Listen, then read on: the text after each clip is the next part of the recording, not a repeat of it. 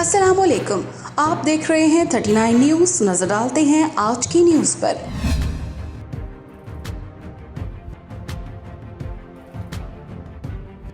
تفصیلات جانتے ہیں اپنے نمائندے سے۔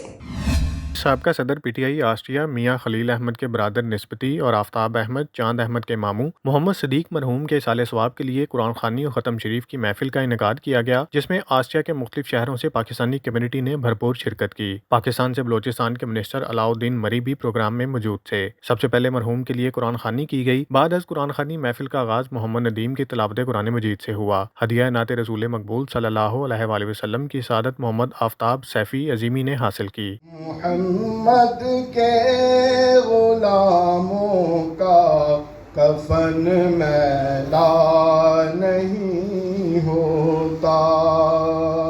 اس موقع پر شاہد احمد اور دارات المصطفیٰ آسٹریا کے خطیب راجہ اظہر عباس سیالوی نے مختصر خطاب کیا۔ اپنے خطاب میں ان کا کہنا تھا کہ دنیا کی عیش و عشرت اور زیب و زینت اگرچہ کتنی ہی زیادہ ہو، یہ دھوکے کے سامان کے علاوہ کچھ نہیں، لہٰذا ہر انسان کو چاہیے کہ وہ دنیا کی رنگینیوں سے ہرگز دھوکہ نہ کھائے۔ اپنے خطاب میں مولانا عبداللطیف چشتی الزہری کا کہنا تھا کہ زندگی کی سب سے بڑی سچائی موت ہے، جس سے انکار ممکن ہی نہیں۔ دنیا فانی ہے، اس حقیقت کو نہیں بھولنا چاہیے۔ جتنی مرضی تدبیریں کر لیں، آخر رخصت ہونا ہے۔ میرے اور آپ کے ساتھ بھی ہونے والی ہے، یہ سب کے ساتھ یہ معاملہ ہونے والا ہے۔